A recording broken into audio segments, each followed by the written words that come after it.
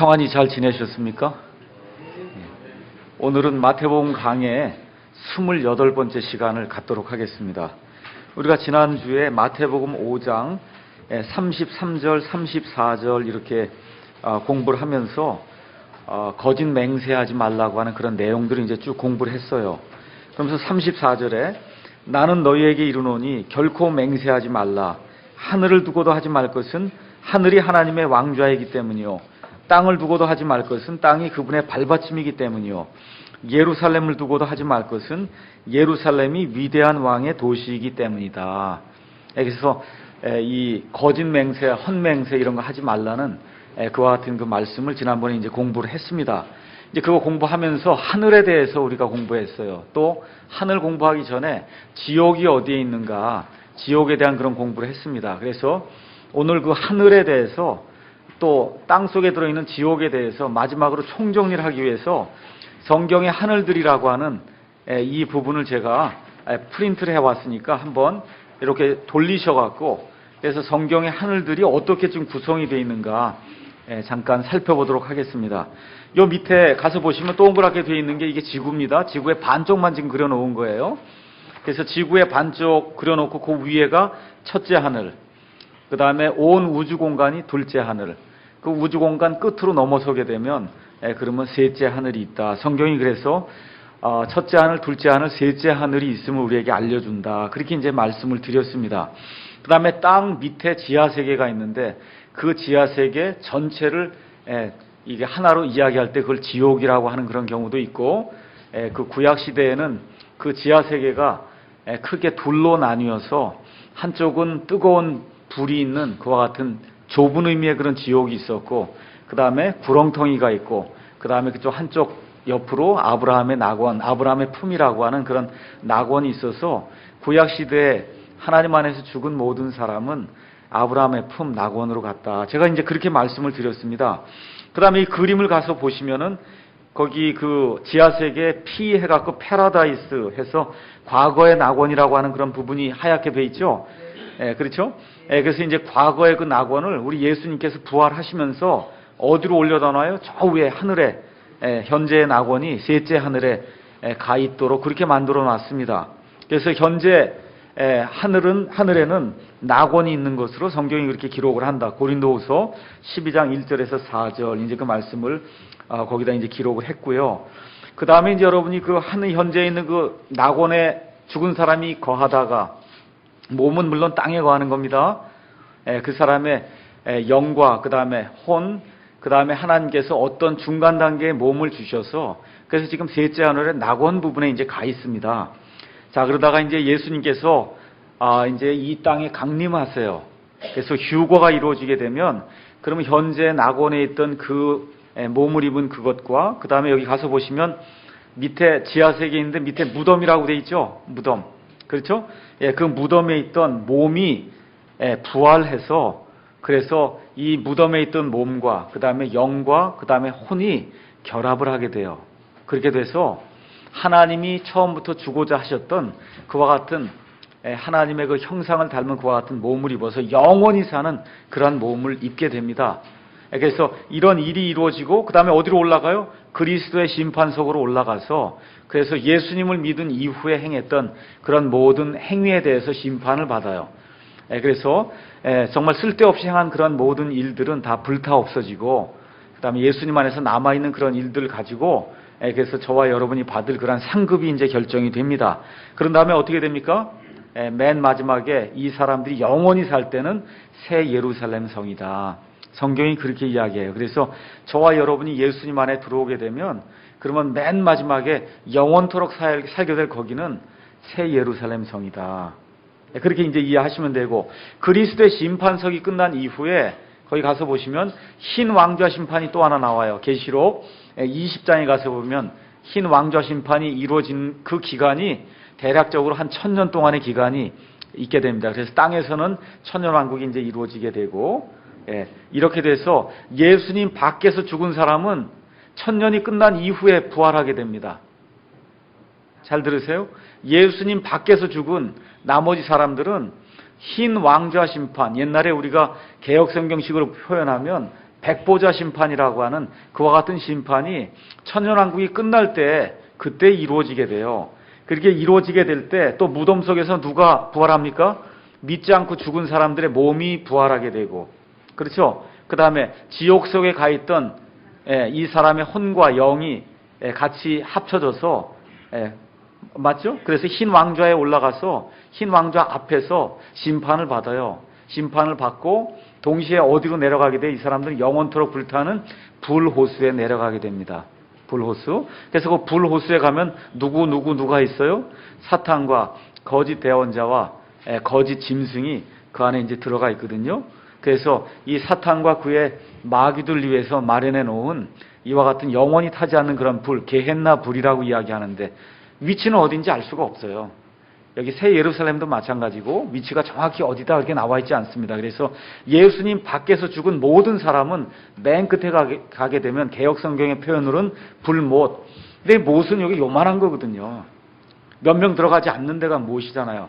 호수 이래야 오대양 뭐 오대호 이런 거 얘기할 때 미국의 이 오대호 이런 데 가서 보시면 호수가 얼마나 큰지 근데 한국 같은 그 안에 다 들어가고도 남아요. 그 정도로 호수가 커요. 예. 그러니까 엄청나게 큰 그와 같은 불루된 호수가 있어요. 그 안에 이 믿지 않고 죽은 그런 모든 사람들이 마귀와 그의 천사들과 함께 그 안에 이제 갇혀서 영원토록 이게 멸망 상태에 이제 있게 된다. 이게 지금 성경이 이야기하는 그런 내용입니다. 그 다음에 이제 하나 제가 또 말씀드린 것은 그 위에 가서 셋째 하늘이라고 쓴 데 가서 보면 제가 동서남북 표시를 해놨죠. 맞죠? 예. 그래서 지금 셋째 하늘은 어느 쪽에 있냐? 그럼 북쪽에 있어요. 북쪽. 셋째 하늘은 꼭 북쪽에 있어요. 하나님 계신데 이렇게 얘기를 하고는 나중에 이제 제가 다시 말씀드리겠는데 하나님 계신데 저 위에겠지 이렇게 생각을 하고 사시면은 북반구에 있는 사람은 맞을 가능성이 큰데 남반구에 있는 사람은 하나님 계신데 저 하늘이다 그러면 하나님과 정반대되는 데를 가리킵니다. 하나님이 계신 이 셋째 하늘은 가서 보시면 북쪽에 있다고 성경이 이야기를 해요. 북쪽. 오늘은 그냥 그 정도만 여러분이 이해를 하시고, 자, 그래서 여기 땅과 하늘에 대한 이야기가 나오기 때문에 특별히 요새 이제 진화론 문제도 있고 여러 가지가 있어서 특히 예수님을 믿는 사람이 이거 땅과 하늘이 언제 지어졌는지 이런 것들에 대한 그런 개념도 없고 그저 예수님만 믿으면 된다라고 이렇게 잘못 생각하다 보면 어려움이 있기 때문에 오늘은 땅과 하늘에 대해서 그다음에 천동설, 지동설 뭐 등등 여러 가지 그런 것들에 대해서 성경이 무엇하고 이야기하고 있는가 한번 이야기를 나누도록 하겠습니다. 자, 여기 하늘은 공부를 다 했으니까 땅에 대해서 얘기할게요. 땅은 성경에 가서 보시면 우리말로 랜드도 땅이라고 번역이 되어 있고 earth, 그래서 지구도 땅으로 번역이 되어 있습니다. 그래서 히브리 말과 그리스 말에서 earth로 되어 있는 이 땅은 지구를 가리키거나 지구의 육지 부분을 이제 가리킵니다. 또 윤리적인 면에서 땅에 속한 것, 하늘에 속한 것, 땅에 속한 것 그 얘기할 때는 earthly라고 하는 그런 단어를 쓰거든요. 땅에 속한 건 흙에서 나왔다 그런 뜻이에요. 그런 거. 그러니까 뭐하고 대칭이 되는 말이냐면 하늘에 속한 것, 영적인 것, 영원한 것, 거룩한 것 이런 것들과 반대되는 그런 개념을 얘기할 때는 우리가 땅에 속한 거다. 그렇게 이제 성경적으로 표현합니다. 또 성경에 가서 보시면 땅에 더 낮은 부분이 있다 그래요. 땅에 더 낮은 부분. 땅이 있으면 땅보다 더 낮은 부분이 있어요. 그게 뭐예요? 아까 봤던 지하세계란 말이에요. 지하세계. 그래서 예수님께서 십자가에서 달려서 죽으신 이후에 땅에 더 낮은 부분으로 내려가셔서 그래서 거기 낙원에 있던 그런 사람들을 사로잡아서 다시 하늘로 이제 올라가시는 그와 같은 그 내용이 있습니다. 그래서 땅에 더 낮은 부분이란 표현도 성경에 여러 차례 나옵니다. 이게 지금 개역 성경은 이거 제대로 지금 표현을 못해서 그런데 킹제임 성경에는 그렇게 표현이 제대로 다 돼 있어요. 땅에 더 낮은 부분이 있단 말입니다. 자, 이런 내용을 여러분이 기억하시고, 자, 그러면 하늘과 땅 이거에 대해서 공부를 했으니까 성경적으로는 하늘과 땅이 언제 만들어졌냐? 성경적으로는 지금부터 약 6,000년 전에 만들어졌습니다. 그래서 하늘과 땅, 그래서 온 우주 공간, 이 둘째 하늘까지 있는 그 모든 우주 공간이 지금부터 약 6,000년 전에 만들어졌어요. 진화론에서 얘기하는 거는 빅뱅이 돼갖고 뭐 200억 년, 조금 더 지나가면 250억 년, 뭐 이런 식으로 얘기를 하는데 성경적으로는 6,000년 전에 하나님께서 온 우주 공간과 땅을 만드셨습니다. 그리고 창세기 1장 1절에 하나님이 아무런 어떠한 의견 같은 거 제시하지 않고 처음에 하나님께서 하늘과 땅을 창조하시니라 이렇게 얘기하면서 창조된 것들에 대해서 쭉 얘기하면서 하나님이 그것들의 종류대로 창조하셨다. 그래서 사과는 사과로, 배는 배로, 개는 개로, 사람은 사람으로 해서 그것들의 종류대로, 그것들의 종류. 그러니까 여우하고 예를 들어 늑대하고 개는 그게 종류가 같은 거예요. 종류가. 그러니까 지금식으로 얘기하면 모기 같다 아마 그렇게 표현할 겁니다. 그래서 그런 종류대로 만들었기 때문에 이 종이 변하게 되면 그러면 더 이상 이 씨를 생산해낼 수가 없어요. 그러니까 노새와 같은 경우 이거 종이 변하는 거거든요. 하나님 노새 만든 적이 없어요. 그래서 이게 노새와 같이 종이 변하게 되면 그럼 불임이 돼서 노새는 새끼를 못 낳습니다. 하나님의 그 창조 질서에 위배가 되기 때문에 그래서 그것들의 종류대로 하나님이 만드셨다고 하는 것을 성경 말씀에서 계속해서 강조를 하고 있습니다. 자, 그러면 진화론이 세상에 이제 많이 파급이 돼 있으니까 진화론의 그 핵심을 이제 말씀을 드리면 200억 년 전에 대폭발에 의해서 그래서 온 우주 공간에 있는 모든 것이 다 나왔다 하는 게 이제 이 빅뱅 이론의 이제 핵심이에요. 그래서 200억 년 전에 요 콩가루만한 요거 하나에 콩알만한 여기 하나에 온 우주 공간이 다 들어 있었다는 거예요. 그게 펑하고 터져갖고 지금 이 시간까지 이게 내려온다. 그런데 이게 성립이 안 되는 가장 큰 원인이 뭐냐 하면 에너지 및 물질 보존의 법칙에 위배가 된다는 거예요. 에너지나 아니면 물질은 이렇게 생성이 되거나 소멸되질 않아요. 보존만 되는 거예요. 보존. 아시겠죠? 보존만 돼요. 그럼 이게 지금 이게 온 우주 공간이 여기서 나오려면 이게 생성이 안 된단 말이에요. 자동 생성이 안 돼요. 그러니까 누군가가 이걸 만든 다음에는 뭐 이게 펑하고 튀기든 뭐가 가능한데 그냥 생기는 일은 그건 불가능하다는 겁니다. 연력학제 1법칙에 의해서. 그래서 저와 여러분이 지배를 받고 사는 에너지 1법칙, 연력학제 1법칙, 물질 보존의 법칙에 정면 대립되는 그 다음에 아까 우리 김성수 형제님이 말씀하신 대로 이 무질서도가 점점 증가하는 방향으로 이 세상의 모든 과정이 진행이 되고 있습니다. 그런데 그러니까 다시 말씀드려서 사람 같은 경우 이게 타락을 하면 그러면 개 같은 사람이 되는 거거든요. 근데 개가 사람이 되는 그런 경우는 있을 수 없다는 거예요.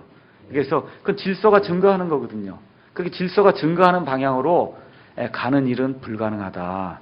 그래서 아까 말씀하신 것 중에 아주 좋은 포인트가 있었어요. 하나님이 처음 만드셨을 때는 연력학제 2법칙은 엔트로피를 다뤄요. 엔트로피, 질서의 개념을 다루는데 연력학제 2법칙에 엔트로피가 보존이 되는 사회가 그게 하나님이 처음에 만들어 두신 그런 사회예요.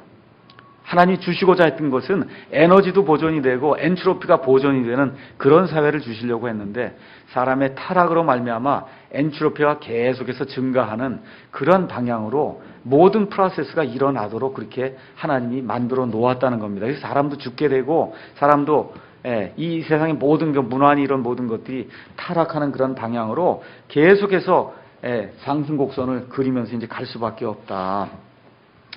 자, 그러면은 이 사람들이 주장하는 것은 빅뱅이 한 200억 년 전에 생겼고 그다음 지구가 50억 년 전에 생겼고 사람과 원숭이의 공통조상이 5천만 년 전에 나타났고 그다음에 사람이 이 땅에 나타난 건 100만 년 전이다. 이렇게 이제 이야기를 하는 거예요. 그래서 몇 가지 주장하는 것이 무생명에서 생명이 나올 수 있다는 겁니다. 여러분 그게 가능해요? 돌덩어리에서 생명체가 나올 수 있어요? 불가능한 겁니다. 그걸 믿는 거예요. 저등 생명에서 고등 생명으로 자꾸 진화한다는 거예요. 그러니까 사람보다 또 더 진화하게 되면 그럼 부처가 된다는 겁니다. 그게 뉴에이지예요. 사람보다 더 진화하게 되면 그럼 하나의 신이 된다고 얘기를 하는 거예요. 또 주장하는 것이 종이 변한다는 거예요. 고양이가 개가 되고 개가 뭐가 되고 이런 식으로 종이 자꾸 변한다는 거예요. 이런 것들은 과학자들의 머릿속에서는 일어날지 모르지만 이 세상에는 한 번도 일어난 적이 없습니다. 근데 대부분의 세상 사람들 또 교육하는 그런 사람들은 다 이걸 가르치는 겁니다. 무생명에서 생명이 나온다. 저등 생명에서 고등 생명으로 변화가 된다. 그 다음에 변화가 되면서 종이 점점 변한다. 그렇게 이야기를 하는 거예요. 우리는 그런 건 믿지 않습니다. 그래서 여기 성경에 나와 있는 그대로 이 역사를 그대로 우리가 믿으면은 그러면 아주 간단해요. 어떻게 되어 있냐? 과거의 영혼이 있었어요. 과거의 영혼 속의 한 부분에 하나님께서 천사와 그와 같은 그 영적인 그런 존재들을 이제 만드셨습니다. 그래서 천상에서 반란이 일어났어요. 루시퍼하고, 그렇죠? 하늘의 그 영적 존재들의 3분의 1을 데리고 반역을 일으킨 그와 같은 사건이 있었습니다. 그 지금부터 약 6,000년 전에 영혼이라고 하는 걸 넘어서면서 뭐가 생기기 시작했냐면 처음으로 사람이 인식을 할 수 있는 그런 공간, 그게 시간이라는 그런 개념이 지금부터 6,000년 전에 들어와서 생기기 시작했습니다. 그래서 그 6,000년 그 역사를 보시면서 제가 한두 번 말씀드렸듯이 6,000년에서 한 1,000년쯤 지나면 누가 나타난다고요? 노아가 나타나요. 노아가 나타나서 한 1,000년쯤 지나면 아브라함이 나타나고, 아브라함이 나타난 다음에 약 1,000년쯤 지나면 누가 나타나요? 다윗이 나타나고, 다윗에서 예수님까지가 약 1,000년이 되고, 예수님 이후부터 지금까지가 약 2,000년이 되는 거예요. 그러니까 그러한 그 스케일을 가지고 성경을 이렇게 읽으시면 창세기 12장 아브라함 얘기가 나오는 거. 지금부터 지금부터 약 4,000년 전, BC 2,000년 전 이야기를 하는 거구나. 이렇게 생각을 하시면 돼요. 그 다음에 다윗 이야기가 나온다. 지금부터 3,000년 전 얘기를 하는 거구나. 모세의 출애굽 사건이 그 중간에 끼는 거거든요. 중간에. 지금부터 약 3,500년 전에 그런 이야기를 하는 거구나. 해서 이런 역사와 함께 이 성경이 기록되어 있다고 하는 사실을 기억을 하시고 여러분이 이걸 대하시면은 성경이 정말 리얼한 그런 책으로 우리에게 이제 다가오게 됩니다. 그래서 BC 약 4004년경에 하나님의 창조가 이루어지고 BC 2348년경에 노아의 대홍수가 이루어지고 그 이후에 이제 바벨탑 사건이 생기면서 바벨탑 사건을 통해서 온 세상의 사람들이 흩어져 나가기 시작했어요. 그래서 그때 처음으로 한국에도 사람이 오고 중국에도 사람이 오고 인도에도 사람이 가고 이집트에도 사람이 가고 그 전에는 다 이 이라크 지역에 있던 바벨탑 거기에만 모여 살았어요. 그래서 그때부터 사람들의 문화가 형성이 되고 역사가 형성이 돼서 그때 이전을 우리가 세상 교육에서는 선사시대라고 이야기하고 그 이후에 이제 드디어 인도 문명, 황하 문명, 그 다음에 이 메소포타미아, 그 다음에 이집트 문명 이런 걸 이야기할 때 그때부터 이제 역사시대다 이제 그렇게 이야기를 하는 겁니다. 그래서 우리 단군, 물론 이런 이야기들도 대홍수 이후에 그 연대기하고 똑같이 이제 잘 맞고 있다. 이렇게 이제 말씀을 드렸습니다. 그래서 1491년 BC 그때 율법이 주어지고 다윗이 약 1000년경에 BC 1000년경에 이제 태어나고 우리 예수님이 BC 4년경에 이제 태어나게 됩니다. 그 다음에 오순절 십자가 그 사건이 AD 30년경에 그래서 그 이후부터 우리가 이제 이 교회 시대가 열려서 지금까지 계속이 되고 언제 이 교회 시대가 끝날지 아무도 알 수가 없습니다. 그래서 교회 시대는 어떻게 끝이 나느냐 하면 예수님께서 공중 강림하셔서 그래서 예수님 안에 죽은 자들 다 부활시키고 그렇죠? 그때 살아남아서 예수님 안에 있던 사람은 다 몸을 호련히 변화시키는 그와 같은 일을 우리가 휴고라고 이야기한다 그랬어요. 그래서 휴고와 부활이 눈 깜짝할 사이에 순식간에 이제 일어나게 됩니다. 그렇게 되면서 땅에 7년 동안의 환란기가 이루어진다. 그 환란기에 3분의 반을 나눠서 첫 3년 반과 마지막 3년 반으로 이제 나뉘어지게 돼서 마지막 후반부 3년 반을 우리가 대환란기다. 이제 그렇게 이제 이야기를 합니다. 그래서 7년이 끝난 이후에 예수님께서 땅에 내려오셔서 그래서 아마겟돈 전쟁을 다 끝을 내시고 그 다음에 여호사밧 골짜기에서 마태복음 25장에 나와 있는 양과 염소의 이 심판을 하셔서 그래서 유대인들과 그 다음에 이방인들 가운데 살아남아 있는 믿음을 가지고 살아남아 있는 그 사람들 어디로 보내요? 천년왕국 속으로 들어가도록 지금 만드시고 나머지는 다 지옥불 속에 집어넣고 그래서 천년왕국에는 누구만 들어가요? 믿음을 가지고 살아남고 이 육체를 가진 그 사람만 살아남아서 그 안에 들어가요. 우린 하늘로 이미 올라가 있는 겁니다. 몸이 예수님의 몸처럼 바뀌어 있는 거예요. 아기를 더 못 낳는 몸을 갖는 거예요. 누구만 아기를 낳을 수 있어요? 천년왕국에 들어간 사람들만 아기를 낳을 수 있는 그런 몸을 가지고 그 안에 들어가게 됩니다. 자, 그래서 천년왕국이 이루어지는 동안에 아기도 낳고 이렇게 하면서 사는데 여전히 누구의 피를 가지고 태어나고서 이 사람들이 아담의 피를 가지고 태어나기 때문에 맨 마지막에 하나님께서 천년이 끝날 때 마귀를 1000년 동안 무정행 속에 가둬두었다가 다시 풀어주니까 사람들이 벌떼같이 모여갖고 하나님을 대적하는 그런 일을 이루거든요. 그래서 이런 모든 일들을 통해서 하나님께서 사람의 환경에 따라서 사람의 특성이 바뀌지 않는다고 하는 걸 온 천하에 다 보여주시고, 사람들에게 보여주실 뿐만 아니라 하나님의 천사들과 마귀의 천사들에게 반항하고 대적하는 것이 불가능하다는 걸 하나님이 데몬스트레이션, 입증을 해주시고, 그리고 인류 역사를 마감을 하는 겁니다. 그렇게 되면서 뭐가 이루어져요? 새하늘과 새 땅이 이루어져서 곧 이루어지기 바로 전에 흰 왕좌에서 심판이 이제 이루어지게 돼서 사악한 자들이 그때 다시 몸을 부활해갖고, 그래서 영과 혼과 결합이 돼갖고 영원토록 불호수에 들어가는, 그래서 거기서 이 불 속에서 불타는 그와 같은 심판을 이제 받게 된다.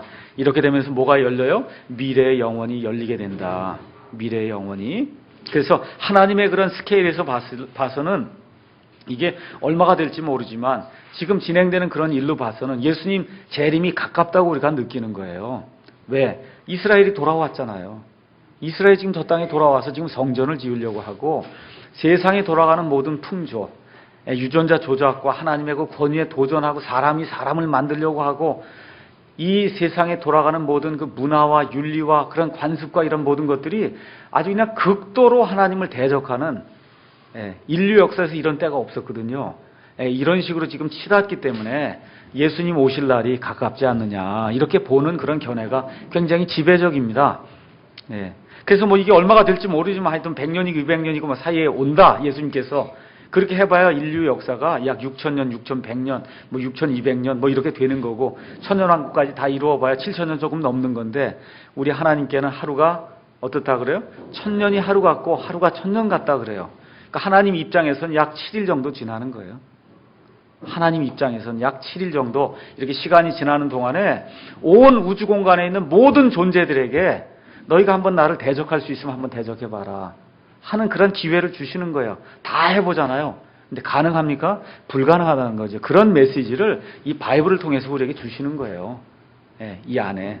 그래서 하나님께서 이 천상의 존재들에게 주지 않았던 그런 엄청난 걸 우리 사람을 이렇게 만들어서 주셨어요. 뭘 줬어요? 하나님의 형상과 하나님의 모습대로 사람을 지으심으로 말미암아 구원받게 되면 하나님의 본성에 참여하는 그런 자들이 되게 해주신다는 거예요. 그러니까 천사들도 우리를 보고 흠모하는 그와 같은 일이, 이건 도저히 천사들이 이해할 수 없는 그런 일이 우리 가운데 일어나도록 하나님이 이렇게 만들어줬다는 겁니다. 그러니까 사람이 대단히 귀중한 존재예요. 사람이 대단히 귀중해요. 그래서 우리 예수님이 한 영혼을 구원하는 것이 온 천하, 온 세상을 얻는 것보다 더 귀중하다, 그렇게 얘기를 하는 게 하나님의 형상과 하나님의 그 본성이 그 안에 들어있기 때문에 그렇다는 겁니다. 그래서 그러한 모든 이 하나님의 계획이 이 성경 창세기부터 요한계시록 안에 이 안에 싹 이렇게 앉아서 들어가 있는 겁니다. 그래서 그런 관점으로 성경을 이해하시면은, 그러면 이 성경을 보시면서 시대와 같이 이렇게 연결이 되면 그러면 많은 도움이 될 거예요. 자, 그 다음에 이제 학교에 또 가면은 뭘 배우냐 하면 천동설, 지동설을 이제 배우게 됩니다. 천동설, 지동설. 그래서 옛날에는 천동설을 배웠는데 코페르니쿠스라든지 아니면 갈릴레오라든지 이런 훌륭한 분들이 나타나서 그게 틀린 것을 발견하고 그 이후에는 지동설을 이제 우리가 믿게 됐다. 그렇게 이제 이제 그 과학 시간에 이제 배우게 되는데, 이게 원래는 천동설, 지동설이 맞는 얘기가 아니고 원래대로 얘기하면 지구 중심설이냐 아니면은 태양 중심설이냐 이렇게 얘기하는 게 더 맞는 거예요. 그러니까 지구 중심설이 되면 그게 무슨 얘기냐 하면 온 우주 공간이 있잖아요. 저 위에 우주 공간이 이렇게 있을 때 저 위에 북쪽 저 하늘 끝에 셋째 하늘이 있단 말이에요. 셋째 하늘. 그 밑에 이제 둘째 공간이 이렇게 둘째 하늘 이 공간이 쭉 이렇게 있는데 우리 남쪽 밑으로 또 있단 말입니다. 저 남반구 저 밑으로도 또 있잖아요. 그렇잖아요. 예. 그렇게 됐을 때 이 둘째 하늘에 센터가 어디 있다는 거예요. 중심이. 그렇죠? 그 중심이 땅이 중심이냐, 지구가 중심이냐, 아니면 태양이 중심이냐, 그거 얘기하는 게, 그래서 지구가 중심이라고 얘기하면 지오센트리시티라고 얘기하는 거고, 태양이 중심이라 그렇게 얘기를 하면 헬리오센트리시티가 되는 거예요. 근데 이제 그거를 얘기하다 보니까 자꾸 뭘 중심으로 보냐 하면 지구가 도냐 태양이 도느냐 이걸로 자꾸 이야기를 하다 보니까 하나는 천동설이라 그러고 하나는 지동설이다. 이제 그렇게 이제 이야기를 하는 겁니다. 그래서 지금부터 약 500년 전에는 이 세상에 존재하는 모든 사람들이 모두 뭘 믿었어요? 천동설을 믿었어요. 여러분 아침에 가서 보면 해가 뜨죠? 지구가 움직이지 않고 해가 움직이잖아요. 해가 달이 움직이잖아요. 그렇죠? 그래서 하늘에 있는 저런 천체들이 움직이는 거구나 이렇게 생각하며 살았다 그 얘기입니다. 지금부터 500년 전까지는. 근데 이 갈릴레오 코페르니쿠스 이런 사람이 나타나더니 그게 틀리고 저건 가만히 있고 우리가 도는 거다. 우리가 그런 이론을 폈어요. 그게 이제 지동설입니다. 지동설. 근데 성경은 뭘 얘기를 하느냐? 성경은 아주 간단하게 천동설을 이야기해요. 천동설을 믿거나 말거나 천동설을 이야기해요. 우리 가서 여호수아 10장 가서 한번 볼까요? 여호수아 10장 13절 가서 보시면은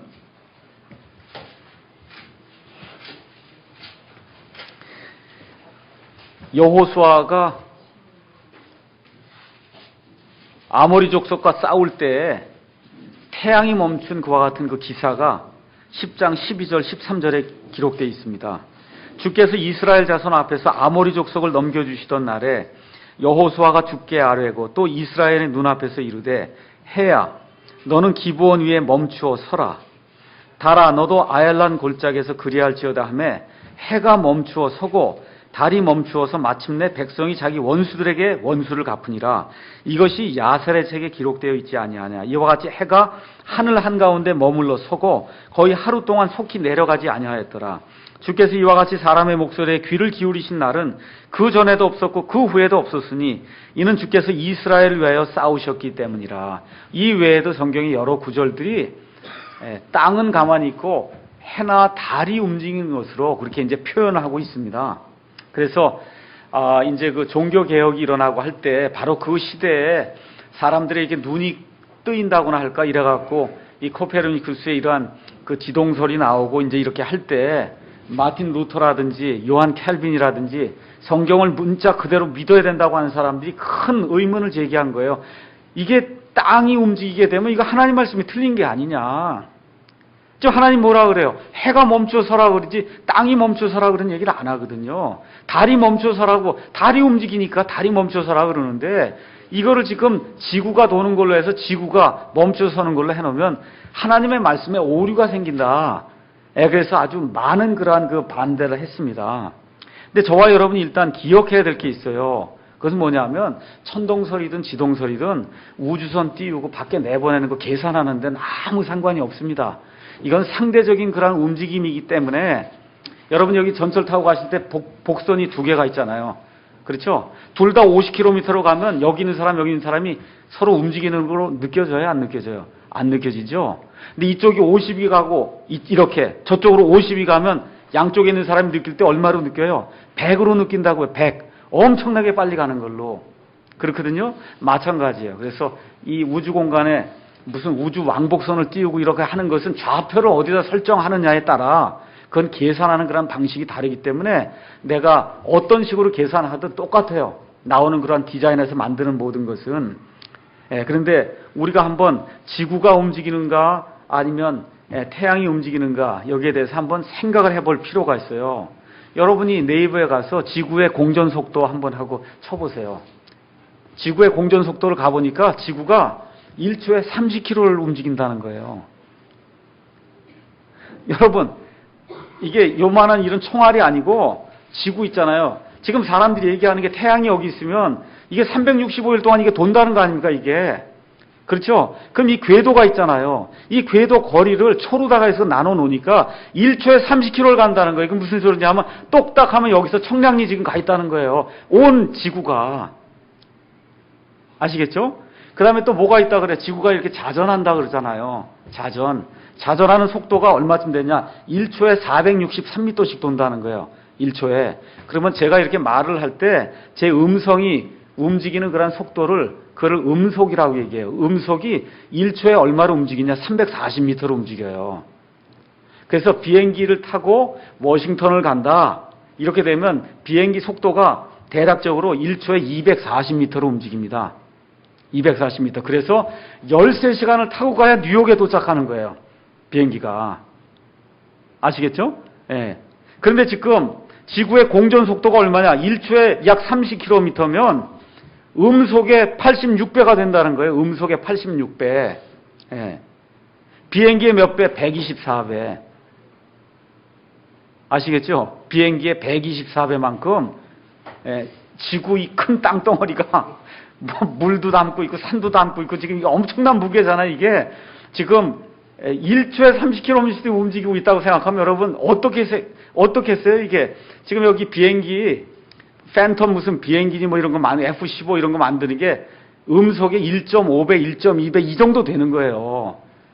그것도 이기질 못해갖고 사람이 그 비행사가 되려면 그건 마하 1.2, 1.3 이거 되는 걸 이기기 위해서 엄청난 그런 그 훈련을 거쳐야 이걸 이길 수 있는데 마하 1.2, 1.3이 아니라 마하 얼마쯤 되냐? 마하 86. 아시겠어요? 온 우주 지구가 지금 그렇게 돌고 있다는 거예요. 이게 감이 안 잡히죠? 예. 감이 안 잡혀요. 빙빙빙빙 지금 돌면서 이렇게 돌아가고 있다. 지금 그렇게 주장을 하는 겁니다. 그 다음에 총알의 속도가 얼마냐? 1초에 1km 간다는 거야, 총알이. 총알 탕 하고 쏘면 1초에 1km. 아시겠죠? 근데 지구는 1초에 얼마? 30km. 30km. 이런 걸 우리가 지금 믿고 있는 거예요. 그렇거든요? 한 가지 말씀드릴 수 있는 것은 이 세상에 어떤 사람도 한 번도 지구가 도는 거를 본 적이 없습니다. 한 번도 본 적이 없어요. 지구가 도는 것을. 자, 그러면 스케일을 어떻게 놓고 봐야 되느냐 하면 무라는 게 있어요. 무, nothing, 무. 아무것도 없는 거. 크기도 0이고 힘도 0이고 지성도 0이고 그렇게 되면 존재가 무가 되는 거예요. 아무것도 없는 거. 이 무가 되는 거 여러분 1 나누기 0 하면은 값이 얼마가 돼요? 무한대가 되죠? 맞죠? 1 나누기 0.0000000 해서 1이 맨 끝에 가서 하나 붙으면 무한대가 되잖아요. 그렇죠? 예. 그러니까 이 nothing의 역을 취하면 무한대가 돼버리는 거예요. 무의 역을 취하면 무한대. 그게 하나님이란 말이에요. 그러니까 그 스케일이 nothing, 아무것도 없는 데부터 시작해서 무한대까지 이르는 그런 스케일이 이 우주 공간에 차 있다는 거예요. 이 우주 공간 안에. 예. 그래서 크기도 무한대, 힘도 무한대, 지성도 무한대, 존재도 무한대가 되는 그런 어떤 존재가 있다는 게 그분이 하나님이시다. 그런 스케일로 여러분이 보셔야 돼요. 그래서 하나님이 출애굽기에서 모세를 만나서 뭐라 그래? I am that I am. 나는 나다. 나는 스스로 존재한다. 그렇게 이야기하는 그런 분이 계시다는 겁니다. 자, 그럼 이런 일이 어떻게 가능하냐? 그럼 지구가 움직이지 않으면 이게 겉에 움직여야 될 거 아니에요? 이 겉에. 그렇죠? 온 우주 공간이 움직여야 지금 될 거 아닙니까? 이게 어떻게 가능하냐? 이게 가능하다는 겁니다. 여러분 창세기 1장 6절에서 8절에 가서 보시면 궁창을 하나님이 만드셨다 그래서 궁창에다가 하늘의 궁창에 온 우주 공간의 별들을 다 담아놨다 그래요. 궁창. 이게 우리말로는 궁창이라고 하는 게 활처럼 휘어져 있는 공간이라 그런 뜻이에요. 창공이라 그런 뜻인데 이게 원래는 맞지 않는 말입니다. 원래 맞지 않는 말이에요. 이 궁창으로 번역된 말은 영어 단어가 firmament예요. firmament. firm하다는 얘기 들어보시죠? 뭐가 딱딱하다 그런 얘기예요. 딱딱한 그러한 그 공간 안에 하나님이 이 별들을 지금 집어넣으셨는데 이 딱딱한 정도가 어느 정도냐. 지금부터 약 100년 전에 양자역학의 아버지라고 불리는 막스 플랭크라고 한 사람이 플랭크 물질이라고 하는 것을 그거를 이제 발표를 했어요. 플랭크 물질. 그 플랭크 물질은 밀도가 5 곱하기 10의 93승 그램 퍼 세제곱센티미터다. 이게 무슨 얘기냐 하면 1cm, 1cm, 1cm 이게 있을 때 물은 그게 1g이 된다는 거예요. 그게 우리가 밀도가 1g 퍼 세제곱센티미터다. 그렇게 얘기를 하는 거예요. 근데 지금 그게 밀도가 어느 정도예요? 5 곱하기 10의 93승이면 사람이 생각하지 못할 정도의 그런 엄청나게 딱딱한 그와 같은 물질이 있다는 그거를 플랭크라고 하는 사람이 플랭크 물질이라고 해서 이제 발표를 했어요. 그런 물질로 가득 찬 그런 공간을 플래넘이라고 얘기했어요, 이 사람이. 그런 공간이 존재한다. 그 공간이 퍼마멘트라는 겁니다. 그 공간이. 그래서 이런 공간, 이렇게 딱딱한 그런 공간에 들어가게 되면 그러면 모든 일이 순식간에 10의 마이너스 78승. 예, 그러니까 뭐 말 그대로 순식간에 모든 변화가 일어나는 그런 공간이 있다는 거예요. 그러니까 저와 여러분은 유한한 그런 공간 속에 살기 때문에 이해가 안 되는 그런 공간이 있다는 거예요. 그러니까 제가 말씀드리고자 하는 것은 하나님은 무한대라니까요. 무한대. 저와 여러분이 무한대 여기에 이 0에 가까운 쪽에 어디 지금 이게 한계를 지금 가지고 있기 때문에 이렇게 딱딱한 공간, 순식간에 모든 게 변하는 이런 공간, 우리 한번 생각해 보세요. 이게 뭐냐 하면은 고린도전서 15장에 가서 보시면 하나님께서 이 예수님께서 공중에 이제 강림하셔서 그럼 나팔 소리와 함께 우리가 순식간에 눈 깜짝할 새 우리 몸이 호련히 변화가 된다 그러잖아요. 그렇죠? 그 나오는 그 순식간에가 바로 이런 순식간에요. 이런 순식간에 그 순식간에 수천만 명을 지금 들어 올려야 되는 거 아닙니까? 그렇죠? 예. 이런 일들이 가능한 그런 공간이 있다는 겁니다. 그래서 차원이 다르기 때문에 우리 같은 이런 범인들은 이해하기가 어렵고 누가 이해할 수 있냐 오히려 양자역학, 물리역학을 하는 오히려 그런 과학자들은 이해하기가 쉽다는 거예요. 이런 이야기를 하면. 그래서 이 geocentricity, www.geocentricity.com이라고 하는 그 사이트에 가서 보시면은 그러면 이 천동설에 대해서 이제 이야기를 좀 하면서 그다음에 이제 그쪽에 가면 이제 비디오가 이제 있다고 하는데 그 비디오를 이제 가서 보시면은 어떻게 지구가 가만히 있고 나머지가 도는지 이거에 대한 그런 설명을 해주는 그런 비디오가 있다 그래요. 그래서 제가 다음번에 이제 미국에 이제 갈 때는 그 비디오를 지금 하나 사갖고 오려고 그래요. 그래서 한번 좀 다시 봐야 되겠다. 그래서 제가 말씀드리고자 하는 것은 이걸 갖고 나가서 복음이라 이렇게 전하라고 하는 건 아닙니다. 근데 분명한 것은 땅이 가만히 있다고 생각해도 아무 문제가 없다는 거예요. 아무 문제가 없습니다. 그래서 하나님께서 만들어 놓으신 하나님의 말씀에는 오류가 있을 수 없다. 다만 사람들이 그런 퍼머먼트라든지 하는 그런 공간을 사람의 머리로 이해가 안 되니까 여러분 한번 생각해 보세요. 개미가 사람의 이 다리 짚고 하는 거 이거 이해하겠습니까?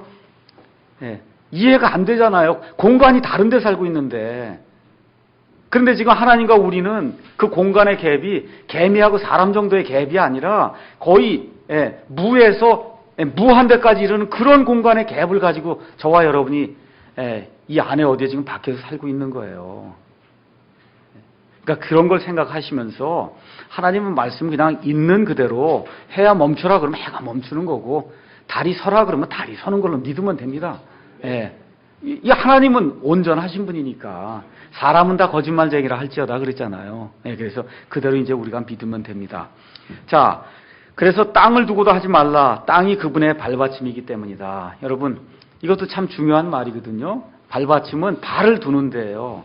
근데 발을 두는 데가 돌면 안 되잖아요. 발받침, 여러분, 우리 애 칫솔질 하려면 그 앞에다 이렇게 발받침 세워놓죠. 애가 이게 싱크보다 애가 작으면은. 근데 발받침이 빙빙 돌고 이러면 그 발받침 역할을 못하죠. 안 되게 돼 있어요. 저 하늘은 하나님의 왕좌가 있는 데고 여기 발받침이 있고 이 밑에까지 퍼져나간 이런 둘째 하늘 이런 공간이 있어서 이 발받침이 여기가 센터가 되는 거 그게 하나님의 뜻이다. 그래서 이 온 우주 공간에 사람이 셀 수 없을 정도의 그런 별이 많은데 하나님이 육신을 입고 어디로만 오세요? 지구에만 오시는 거예요. 그건 뭐 엄청난 별이 많은데 요거 별거 아닌 것 같은 요 별, 이 별 우주 공간의 은하계에 가서 보면 우리 지구가 먼지만 해요. 먼지보다 더 작아요. 거기로 하나님이 오시는 거예요. 왜? 이 안에 하나님의 형상을 받은 사람들이 죄 가운데 지금 빠져 있기 때문에 이걸 구원하시기 위해서 저기 태양으로 안 갔어요. 우리 예수님이. 뭐 천왕성 뭐 이런 데 안 갑니다. 어디에만 생명을 주세요? 여기 지구에만 줘요. 지구에만 물을 주시고 지구에만 산소를 주시고 지구에만 생명이 살 수 있도록 하나님이 그렇게 만들어 주십니다. 그래서 이게 대단한 그런 신비다. 그러니까 이게 도저히 이해가 안 되는 그런 신비죠. 지구가 먼지만 하면 저와 여러분은 얼마나 겠어요? 지구가 먼지만 하면 저와 여러분은 먼지에 몇십억 분의 1 이런 걸로 또 줄어드는 거잖아요. 그런 스케일, 그러니까 nothing이라니까요. nothing 우리가 아무것도 아닌 존재예요. 그 하나님의 그런 그 스케일에서 봤을 때는. 그런데 하나님이 이걸 찾아오신다는 거예요. 그러니까 그 은혜를 한번 생각해 보시라는 겁니다. 왜 그래요? 저와 여러분 안에 하나님의 형상이 들어있기 때문에. 그래서 이걸 구해내시려고 하나님이 사람에게 집중을 하신다. 자, 예루살렘을 가리켜서 위대한 왕의 도시다. 지금 그렇게 얘기했죠? 위대한 왕이 누구예요? 예수님을 가리키죠. 예수님, 메시아를 가리킨다. 이렇게 보시면 되고, 36절, 37절에 가서 보면 그 내용이 이 맹세하지 말라 그런 내용과 함께 36절에 내가 내 머리를 두고도 맹세하지 말 것은 내가 머리털 하나를 희거나 검게 할 수 없기 때문이라. 오직 너희의 의사표시는 예할 것은 예하고 아니오할 것은 아니오하라. 무엇이든지 이것들 이상의 것은 다 악에서 난다. 그렇게 얘기하는 겁니다. 예수님을 두고서 똑같아요. 예수님이 구원자면 예스 그렇게 얘기하는 거고 아니면 아니다 이렇게 얘기를 해야지 뜨뜻미지근하게 하지 말라는 거예요. 예수님이 구원자이신 거 확실하세요? 예, 예스 해야 되는 거예요. 예스. 뭐 어중간하게 이런 게 없다는 겁니다. 예면 예고 너희의 의사표시는 예면 예고 아니면 아니요. 둘 중 안에 하나지 뜨뜻미지근하게 하지 말라는 겁니다. 자, 38절 39절 그들이 말한 바 눈은 눈으로 이는 이로 갚으라 한 것을 너희가 들었으나 이거는 이제 신명기라든지 이런 나오는 그런 말씀이에요.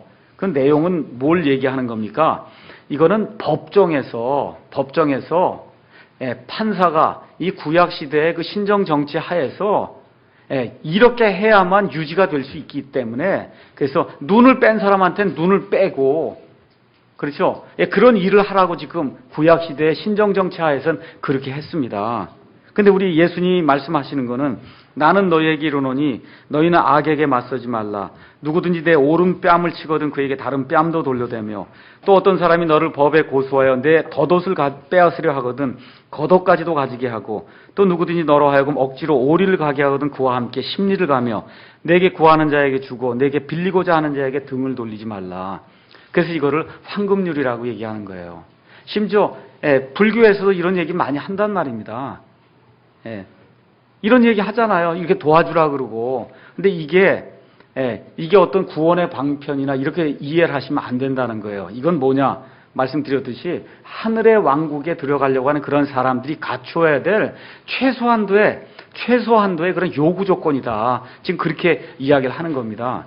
지금 이게 하늘나라 들어가는 게 아니라는 건 지난주에 우리 한 형제님이 질문했죠.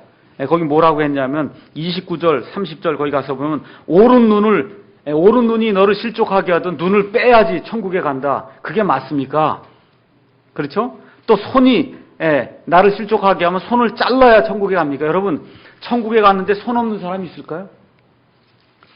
천국에 손 없는 사람 있어요? 없어요. 손 없는 사람 없습니다. 어쩌면 배꼽 없는 사람이 있을 수 있어요. 아담은 배꼽이 없을 가능성이 있거든요. 근데 손 없는 사람은 없어요. 거기 가면 모든 게 온전하게 다 있어요. 그게 무슨 얘기를 하는 거냐? 지금 여기 나와 있는 컨텍스트의 컨텍스트는 죽어서 가는 그런 천국 얘기하는 컨텍스트가 아니고 하늘의 왕국, 땅에서 이루어진 그 왕국에는 간음하려고 하면 이걸 잘라서라도 그렇게 해야 된다. 그런 의미로 지금 이야기를 하시는 거예요. 여기 나와 있는 문맥이 지금 다 하늘에서 땅에 임하는 그런 왕국에 살게 될 그런 백성이 지켜야 될 그와 같은 그 기본적인 그런 요구 조건에 대해서 이야기하는 거지. 이걸 읽고 뭐 구원의 방도로 이런 걸 가르친다든가 이렇게 하면 안 된다 그 얘기입니다. 이것은 법정에서의 그 심판을 이야기하는 거예요. 그래서 저와 여러분이 이런 상황에 이제 닥치게 되면 우리 자신을 우리가 스스로 보호해야 됩니다. 이런 거 잘못 이해한 사람이 인도의 간디 이런 사람들이 얘기하는 무저항 운동 이런 거거든요. 그게 예수님의 마음이다. 우리가 할 수 있는 데까지 그렇게 할 수 있어요. 그렇지만 이것은 지금 이 시대에 신약 시대에 성도들이 지켜서 무언가를 이룰 수 있는 그런 표준이 아닙니다. 그래서 그 내용을 저와 여러분이 꼭 기억을 하셔야 돼요. 자, 40절에서 42절도 마찬가지로 겉옷과 덧옷 이야기가 나오는데 이건 이자를 받지 않고 돈을 빌려주는 이런 행위와 이제 상관이 있어요. 그래서 누가 춥거나 이렇게 해서 이걸 주는 것은 좋습니다. 그리스도인이 해야 될 그런 일이지만 이것 자체가 어떤 반드시 그리스도인이 지켜서 이루어야 될 그런 일은 아니라는 겁니다. 정신은 본받을 수 있으나 이런 구절을 이 시대에 문자 그대로 가져다가 적용하려고 하면 그러면 맞질 않아요.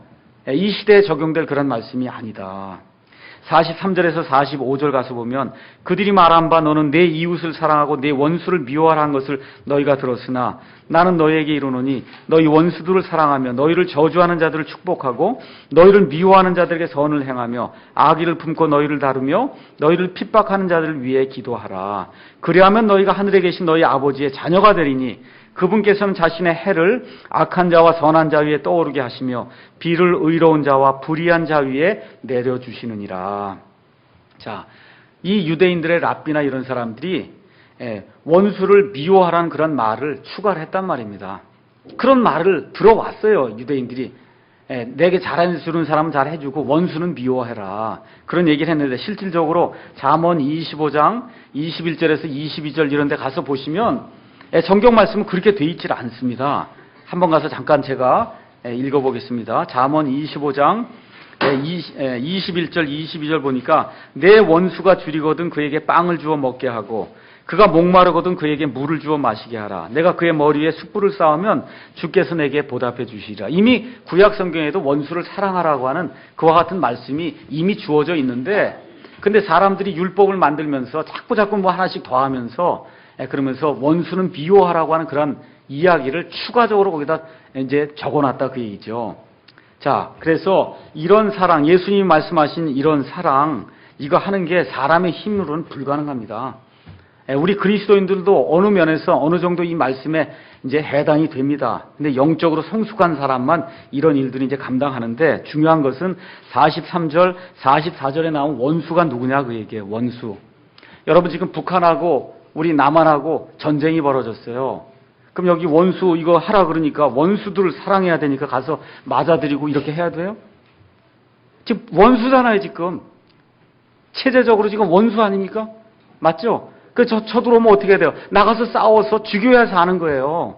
전쟁이 벌어지면 저런 원수를 얘기하는 게 아닙니다. 지금 여기서 얘기하는 원수는 개인적으로 어떤 일을 개인적으로 어떤 원한을 갖고 있거나 하는 그런 이야기를 하는 거지 국가와 국가가 충돌한다 이런 식의 그걸 원수로 생각하면 안 돼요. 여러분이 성경을 저와 여러분이 균형 있게 봐야 돼요.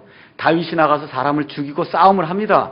왜 그래요? 하나님이 마련해 놓으신 신정국가를 지키려면 그럼 어떻게 해요? 적이 들어오는 저 적군을 물리쳐 이겨야 된다 그 얘기입니다. 여호와의 증인들이 이런 것들을 잘못 생각하고 그리고 전쟁하러 가면 안 된다 그러고 총 가지면 안 된다 그러고 그렇게 이야기를 하는데 그게 다 왜 그래요? 구약적인 사고를 가지고 지금 여기 신약시대에 살면서 구약적인 사고를 가지고 신정정치의 틀 안에서 이 문제를 해결하려고 하다 보니까 그렇게 해석이 되는 거예요. 그런 거 없어요. 그래서 이 적군이 쳐들어오면 나가서 싸워야 됩니다. 그래서 무찔러야 돼요. 이 나라를 우리가 보호해야 됩니다. 그런 의미의 원수가 아니다. 그 다음에 여기 또 그렇게 하면은 45절에 너희가 하늘에 계신 하나님의 자녀, 아이들이 된다. 또 이거를 읽고는 이렇게 원수를 사랑하면 하나님의 자녀가 된다 그러면 여러분 이렇게 해서 구원받는구나 이렇게 생각하면 안 되잖아요. 맞습니까? 이거 뭐하고 지금 딱 배치가 돼요. 요한복음 1장에 가서 보니까 그분을 받아들인 자, 곧 그분의 이름을 믿는 자들에게는 하나님의 아들들이 하나님의 자녀가 되는 그런 권세를 줬다 그랬잖아요. 그럼 이거하고 두 개가 완전히 다르죠. 하나는 믿음으로 예수님을 받아들여서 되는 거고 이거는 행위를 해서 되는 거고. 그러니까 지금 여기 나오는 이 문맥은 구원받아서 하늘나라 가는 그런 문맥이 전혀 아니다. 뭐예요? 이스라엘이라고 하는 그런 하나님의 선택된 그런 백성이 이 하나님께서 하늘에서 이 땅에 가져다 놓는 이 천국, 하늘에 가져다 놓는 하늘의 왕국, 이 하늘의 왕국의 시민이 되기 위해서 거기에 필요한 그런 기본적인 조건을 지금 이야기하는 거지 이렇게 원수를 사랑하면 하나님의 자녀가 된다. 그런 일은 있을 수 없다는 겁니다. 그래서 여기 나와 있는 그 말씀은 하나님의 선민인 이스라엘과 하나님과의 그런 관계로 이제 우리가 이해를 해야 되고 또 하나 제가 말씀드려야 될 것은 이스라엘 사람들도 구원은 뭘로 받아요? 믿음으로만 받습니다. 믿음으로만 받아요. 여기 있는 것은 선한 행위를 그렇게 해서 그래서 하나님의 자녀라고 하는 걸 입증을 하라 그런 뜻입니다. 그래서 하나님께서 해도 주고 우리에게 비도 주십니다. 이것은 하나님의 긍휼이지 이걸 하나님의 구원으로 착각하면 안 된다는 거예요. 하나님의 긍휼과 하나님의 구원을 착각하면 안 돼요. 하나님의 구원은 오직 예수님의 피 안에만 있습니다. 이거 벗어난 거 다른 데 구원이 있을 수 없어요. 오직 믿음으로 은혜로만 구원받습니다. 그래서 이 내용을 기억하시고 오늘 성경 말씀 마치도록 하겠습니다.